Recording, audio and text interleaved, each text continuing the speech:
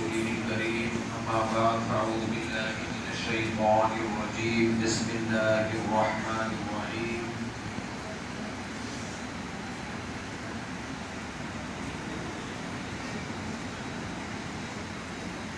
فأما من طغى وآثر الحياة الدنيا فإن الجحيم هي المأوى. اس کی آواز سبحان بھائی آواز نہیں آئی. أما بعد فأعوذ بالله من الشيطان الرجيم بسم الله الرحمن الرحيم فأما من طغى وآثر الحياة الدنيا فإن الجحيم هي المأوى وأما من خاف مقام ربه ونهى النفس عن الهوى فإن الجنة هي المأوى. اتنا شور کیوں ہو رہا ہے؟ شور کا ہوگا اس پہ نہیں ہوتی محنت. اکثر بیانات میں تجربہ ہے. پبلک تو بہت اکٹھی ہو جاتی ہے لیکن جو اصل چیز ہے مائک وہ خراب ہوتا ہے. کوئی پہلا تجربہ نہیں ہے. ابھی بھی شور ہو رہا ہے جی. وہ میرے وہاں سے ہو رہا ہے. اس کو نکال دینا. اس کے نکال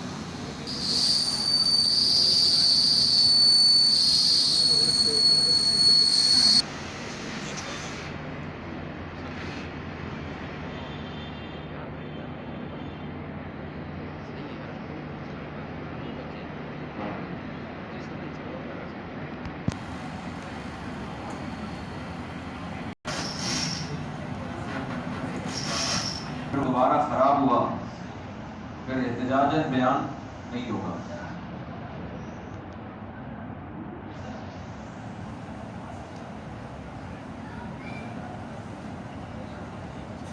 الحمدللہ نحمده ونصلي على رسوله الكريم اما بعد فاعوذ بالله من الشيطان الرجيم بسم الله الرحمن الرحيم فأما من طغى وآثر الحياة الدنيا فإن الجحيم هي المأوى وأما من خاف مقام ربه ونهى النفس عن الهوى فإن الجنة هي المأوى.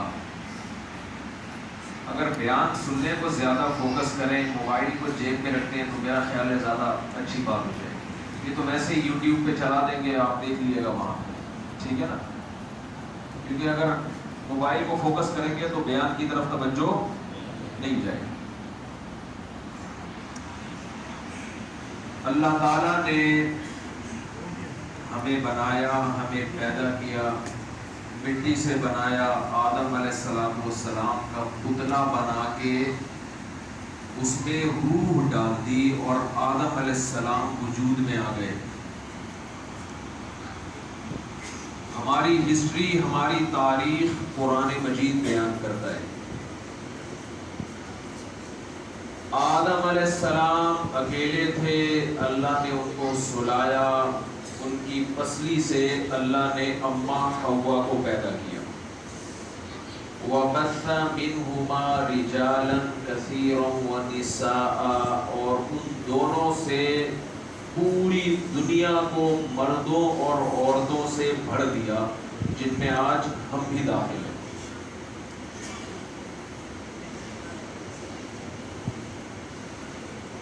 آدم علیہ السلام کو پیدا کر کے اللہ نے جنت میں رکھا, یہ بتانے کے لیے کہ آدم کا اصل ٹھکانہ جنت ہے.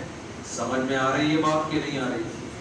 یہاں تک تو بہت آسان بات ہے, آگے مشکل باتیں شروع ہونے والی. آدم علیہ السلام جب جنت میں گئے تو اللہ تعالیٰ نے آدم علیہ السلام سے فرمایا کہ یہ جنت کی تمام نعمتیں آپ کے لیے حلال ہیں, کھائیں پیئیں. وَلَا تَقْرَبَا هَٰذِهِ الشَّجَرَةَ, صرف ایک درخت ہے, اس کے قریب جانے کی بھی آپ کو اجازت. بولو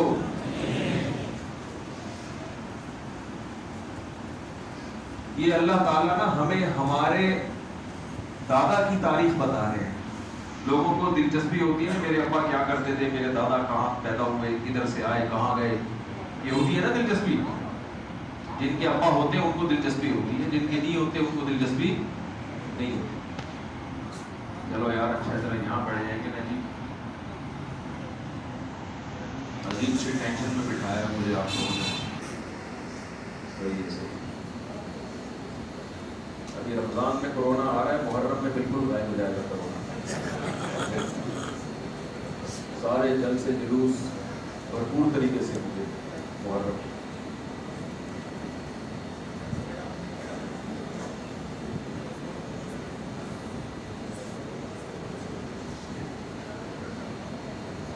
اللہ اکبر.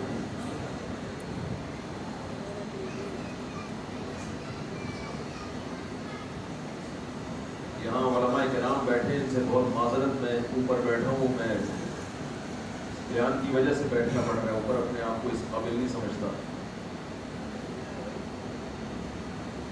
تو اللہ تعالیٰ نے ہمیں ہمارے باپ دادا کی تاریخ اور ہسٹری بتائی ہے کہ تمہیں میں نے کیوں بنایا تھا, کس مقصد کے لیے بنایا تھا, تم کن دھندوں میں لگ گئے ہو. ایک باپ اپنے بیٹے کو بھیجتا ہے نا پڑھنے کے لیے, پیسہ خرچ کرتا ہے اور اسے یورپ بھیجتا ہے پڑھنے کے لیے.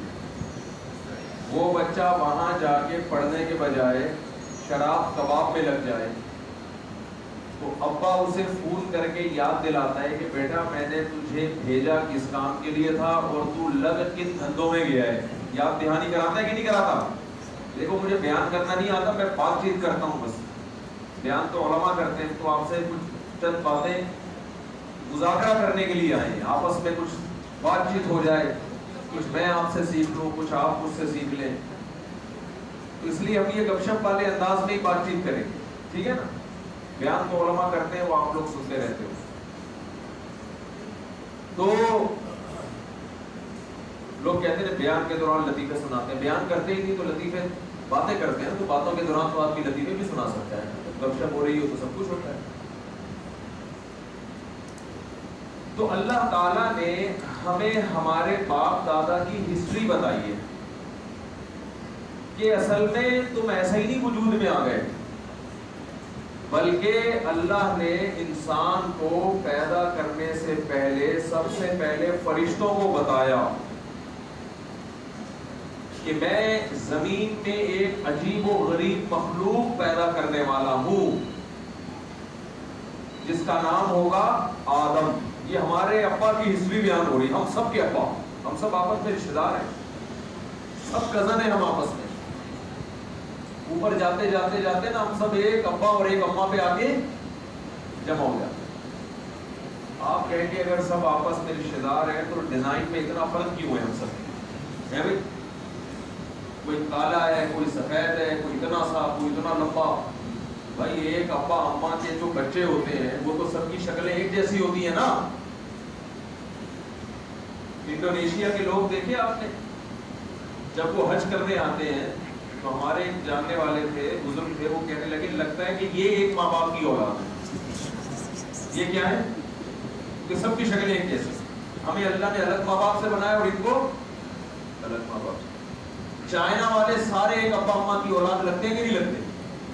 چائنا میں اسی وجہ سے دوسری شادی کا رواج نہیں ہے. ان کو کہتے ہیں دوسری کی شکل بھی پہلی جیسی ہوگی. دوسری کی شکل بھی کیا ہوگی؟ تو کہتے ہیں خامخواہ کی ٹینشن لینے کا کیا فائدہ جب دو شادیوں کی ٹینشن ہوگی اور شکلیں دونوں کی ایک جیسی. تو اس لیے وہ ٹینشن نہیں لیتے.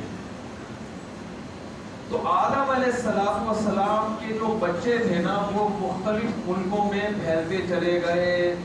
وہاں کا ماحول تبدیل, غذائیں تبدیل, کوئی اتنا سا رہ گیا, کوئی اتنے لمبے لمبے ہو گئے, جو پہاڑی علاقوں میں چلے گئے وہ گھوڑے چٹے ہو گئے, جو نشیبی علاقوں میں چلے گئے سورج کی کرنیں لگتے لگتے وہ آہستہ آہستہ بلیک ہونا شروع ہو گئے. زبانیں تبدیل ہو گئی. لیکن اصل ہم سب کی جا کے کہاں ملتی ہے؟ آدم اور حوا. تو اللہ تعالیٰ نے ہمیں ہماری ہسٹری بتائی ہے یہ بتانے کے لیے کہ تم اصل میں کیا ہو اور کن دھندوں اور کن چکروں میں لگ گئے ہو. تم بھیجا کس لیے تھا, پیدا کس کام کے لیے کیا تھا, اور لگ کس چکر میں گئے ہو. تو آدم علیہ السلام کو جنت میں اللہ نے حکم دیا کہ تمام نعمتیں آپ کے لیے حلال ہیں, وَلَا تَقْرَبَا هَٰذِهِ الشَّجَرَةَ, یہ جو ایک درخت ہے اس کے قریب مت جانا. اب انسان کی نیچر ہے جس چیز سے منع کرو نا اسی کو کھانے کا بولو دل کرتے. یار ٹیسٹ کر کے دیکھنے میں کوئی حرج, ایک دفعہ تو دیکھیں نا ہوتا کیا ہے. یہ جتنے ہیروئن جی ہے نا, آپ دیکھو کسی ہیروئن جی کو دیکھ کے عبرت حاصل ہوتی ہے کہ نہیں ہوتی, کہ یار اتنا خطرناک انجام ہے ہیروئن کا, لیکن پھر بھی ہیروئن جی دنیا میں بہت ہے. وجہ کیا ہے, ہیروئن جی کسی ہیروئن جی کو دیکھ کے سوچتا ہے کہ ایک دفعہ سوٹا لگانے میں کیا جاتا ہے, ٹرائی کر کے تو دیکھو. جو بھی گناہ انسان اس نیت سے کرتا ہے کہ ایک دفعہ کرنے میں کیا حرج ہے, تو اس کی مثال ایسے ہے جیسے چکی میں آپ کا یہ تھوڑا سا پلو آ گیا تو وہ چکی پھر پورے کرتے کو اور پھر پورے بندے کو گھسیٹ لیتی ہے. تو آدم علیہ السلام کو حکم دیا کہ اس درخت کے قریب بھی, آپ لوگوں کو نا جملہ مکمل کرنا پڑے گا, یہ بتا رہا ہوں. اب جیسے میں نے بولا قریب بھی, تو آپ بولتے مت جانا, اس میں کیا جا رہا ہے, مجھے اندازہ تو جاگ رہے ہیں آپ لوگ, سن رہے بات. اللہ نے کہا کہ سب کچھ حلال ہے مگر اس درخت کے قریب مزہ آیا, ادھر نہیں آنا. شیطان کیا کرتا ہے, دیکھیں انسان کا ایک نفس ہے جو اس کو گناہوں کی طرف لے کر جاتا ہے, اور ایک شیطان ہے جو اس کو گناہوں کی طرف لے کر جاتا ہے. دونوں میں فرق کیا ہے, ایک تو ہماری اپنی چاہتے ہیں نا, بھائی ہمارا بھی تو دل کرتا ہے نا برائی کرے, ہر انسان کی دل چاہتا ہے, جھوٹ بولنے کا دل چاہتا ہے تاکہ پیسے زیادہ مل جائیں, نماز چھوڑنے کا دل چاہتا ہے, یہ انسان کی اپنا نفس ہے. یہ تو ہر شخص کا دل چاہتا ہے. کوئی عورت گزرے گی دیکھنے کا دل چاہتا ہے, یہاں شیطان نہیں کر رہا کچھ, بلکہ آپ کا اپنا نفس ہے, دل ہے انسان. رمضان میں ہم روزہ رکھتے ہیں مگر پیاس کے وقت پانی پینے کا دل چاہتا ہے. وہ الگ بات ہے کہ نہ پیے اللہ کے حکم کی خاطر, لیکن دل تو چاہتا ہے کہ نہیں چاہتا. تو انسان کا جو دل ہے وہ بھی اس سے گناہ کرواتا ہے, شیطان بھی کرواتا ہے. اب سوال پیدا ہوتا ہے جب دل خود ہی گناہ کروا رہا ہے تو شیطان کو درمیان میں آنے کی ضرورت کیا ہے, سوال پیدا ہوتا ہے کہ نہیں ہوتا.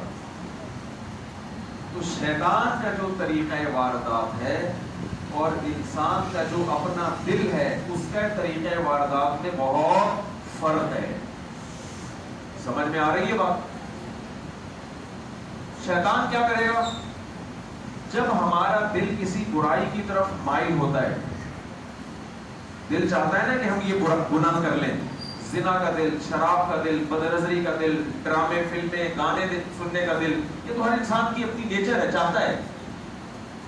قرآن کہتا ہے وَلَقَدْ هَمَّتْ بِهِ وَهَمَّ بِهَا, جب زلیخا نے یوسف علیہ السلام کو بند کمرے میں زنا کی دعوت دی تو دل میں چاہت یوسف علیہ السلام کے بھی پیدا ہوئی, کیونکہ جوان تھے, اور ایک عورت, خوبصورت عورت, شاہی خاندان کی عورت بند کمرے میں زنا کی ان کو دعوت دے رہی ہے, تو دل مائل ہوا. لیکن زبان سے کیا کہا, معاذ اللہ, اللہ کی پناہ, انہو ربی احسن مثوایا, میرے رب نے مجھے محل میں اتنا اچھا ٹھکانہ دے دیا, کنویں سے نکال کے لایا میرا رب مجھے, اور اتنا اچھا ٹھکانہ دے دیا, تو اس رب کی احسان فراموشی میں کیسے کروں. آپ سب کو آواز صحیح آ رہی ہے میری؟ جی جی. تو میں کیسے احسان فراموشی کروں بھائی اس کی. تو دل تو مائل تھا, جوان تھے نا. اگر ایک مرد کا عورت کی طرف دل ہی مائل نہ ہو تو وہ شادی کیسے کرے گا پھر, ہے بھائی؟ تو وہ اس کا تو دل ہی مائل نہیں ہوگا. احمد صاحب رحمہ اللہ تعالی ایک واقعہ سنایا کرتے تھے کہ ایک گاؤں میں نیم مفتی خطرہ ایمان صاحب رہا کرتے تھے.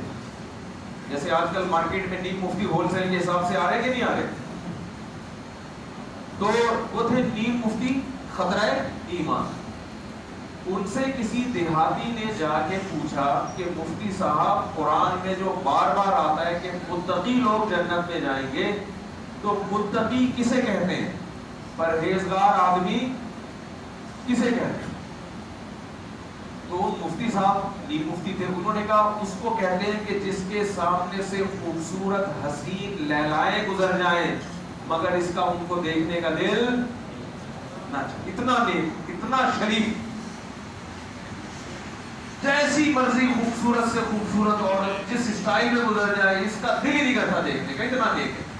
وہ بیچارہ دیہاتی, اس نے کہا اچھا اس کو ہماری زبان میں ہجڑا بولتے ہیں, تو اس کا مطلب یہ ہوا کہ جنت میں صرف ہجڑے لوگ جائیں گے, مرد جنت میں بولو. تو وہ نیم مفتی تھے نا, اگر وہ سچی مچی کے مفتی ہوتے تو وہ یہ جواب دیتے کہ پرہیزگار وہ ہے کہ جب اس کے سامنے سے کوئی حسین عورت گزرے اس کا جتنا بھی دل چاہے اس کو دیکھنے کا, مگر یہ اپنی خواہش کو اللہ کے لیے قربان کر دے. سمجھ میں آ رہی ہے بات کہ نہیں آ رہی؟ اللہ نے قرآن میں انسان کے بارے میں فرمایا فَأَلْهَمَهَا فُجُورَهَا وَتَقْوَاهَا. یہ ولید بھائی موضوع پکڑ کے رکھنا جہاں سے لے کے چلا تھا, کیونکہ دائیں بائیں بہت قیام و طعام کی طرف چلا جاتا ہوں. موٹر وے پہ ہم چل رہے ہوتے ہیں نا, تو راستے میں قیام و طعام پہ بعض بات کی زیادہ ٹائم گزار لیتا ہے. بھائی آپ ٹریک پر جا رہے ہوتے ہیں, قیام و طعام آتا ہے نا, تو ادھر آدمی چائے پانی کے لیے اترتا ہے, پھر واپس ٹریک پر. تو میں درمیان میں موضوع سے ہٹتا ہوں یہ چائے پانی کے لیے, لیکن بعض دفعہ وہ چائے پانی اتنا لمبا ہو جاتا ہے کہ جو اصل موضوع لے کے چلا تھا وہی ختم ہو جاتا ہے. تو قرآن میں اللہ نے کیا فرمایا, فَأَلْهَمَهَا فُجُورَهَا وَتَقْوَاهَا. اللہ نے انسان کے دل میں برائی بھی ڈالی اور تقویٰ بھی ڈالا. برائی کا راستہ اور نیکی کا راستہ دونوں اللہ نے انسان کو دکھا دیے. سوال پیدا ہوتا ہے کہ اللہ نے برائی کا ذکر پہلے اور نیکی کا ذکر بعد میں کیوں کیا؟ یہ سوال پیدا ہوتا ہے کہ نہیں ہوتا؟ بھائی اللہ نے برائی کا ذکر پہلے کر دیا کہ اللہ نے برائی کا بھی الہام کیا اور تقوی کا بھی الہام کیا انسان. تو علماء یہاں یہ علمی نقطہ بیان کرتے ہیں کہ برائی کی چاہت پہلے پیدا ہوتی ہے, پھر اس برائی سے بچنے کا نام تقوی ہے. اگر برائی کی طرف خیال ہی نہ جائے تو اس سے بچنے پر ثواب بھی نہیں ملتا اور ایسے شخص کو پرہیزگار بھی نہیں کہا جاتا. ایک اندھا اور نابینا آدمی اگر یہ کہے کہ میں عورتیں نہیں دیکھتا, بد نظری نہیں کرتا, تو کیا ہم اس کو پرہیزگار بولیں گے؟ ہے بھائی, او بھائی تو بیچارہ دیکھ ہی نہیں سکتا. ایک بہرا آدمی اگر یہ کہتا ہے کہ میں گانے نہیں سنتا, مجھے گانوں میں کوئی دلچسپی نہیں ہے, تو اسے ہم کیا کہیں گے؟ بہت نیک ہے. بھائی جس کے کان کام کر رہے ہو, گانے سننے کا دل کرتا ہو اور وہ گانا سن کے کانوں میں انگلیاں ٹھوس لے, اس کو کیا کہتے ہیں؟ متقی اور پرہیزگار. بہت مشکل ہے بات سمجھنا, آ رہی ہے سمجھ؟ تو آج سے تقوی کا مطلب سمجھ میں آئے گا. ابراہیم علیہ السلام کو اللہ نے حکم دیا اپنے بچے کو اللہ کی خاطر ذبح کریں. یہ بہت بڑی قربانی تھی کہ نہیں تھی؟ تو ابراہیم علیہ السلام کا دل چاہتا تھا اپنے بچے کو کاٹ دیں. اگر کسی باپ کو اپنے بچے سے نفرت ہے تو ویسے ہی چاہتا ہے اس کا وقت کو جان سے مار دوں میں. اس کو کوئی فرشتہ آ کر کہے کہ اپنے بچے کو کاٹ دو, وہ تو خوشی سے پاگل ہو جائے گا کہ نہیں ہو جائے گا؟ یار ہم تو پہلے ہی کاٹنا چاہ رہے تھے, اللہ نے حکم دیا کیا کر دو, ہے بھائی کاٹ دو. یہ تو مزے ہی ہو گئے. ابراہیم علیہ السلام کی بہت بڑی قربانی کہ جو بچہ دعاؤں کے سلے میں, قربانیوں کے سلے میں ملا, اور اتنا پیارا بچہ, اتنا صبر کرنے والا, 7 سال کی عمر میں جب بچہ باپ کی انگلی پکڑ کے چلنا شروع ہوتا ہے، اس کے لیے زینت کا سبب بنتا ہے، اس عمر میں اللہ حکم دے رہے ہیں کہ اس بچے کی گردن کاٹ کے الگ کر دو۔ دل نہیں چاہ رہا تھا، لیکن کس کے لیے قربانی دی؟ اللہ کو۔ بچے کا دل چاہتا تھا کہ میں لیٹ جاؤں، ذبح ہو جاؤں، اے بھائی، لیکن بچے نے کیا کہا؟ یا ابت افعل ما تؤمر، اے ابا اللہ نے جو حکم دیا ہے وہ آپ کر لیں، ستجدونی انشاء اللہ من الصابرین، آپ اللہ نے چاہا تو مجھے صبر کرنے والوں میں پائیں گے۔ صبر مصیبتوں پہ ہوتا ہے، خوشیوں پہ نہیں ہوتا۔